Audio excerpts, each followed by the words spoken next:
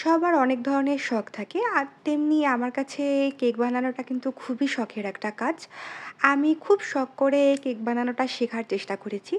কোভিডের সময় যখন বাসাতে সবাই থাকতে, থাকতে বোর হয়ে যেত, তখন আমার কেন জানি ইচ্ছে হলো আমার কেক বানানো শিখতে হবে। আমি আসলে কারো কাছ থেকে কখনো কেক বানানো শিখিনি।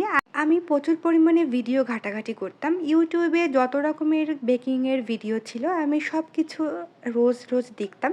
দেখতে, দেখতে বাসায় আস্তে, আস্তে চেষ্টা করা শুরু করি। ১ম এতটা পারফেক্ট না হলেও এখন কিন্তু মোটামুটি ভালোই হয়।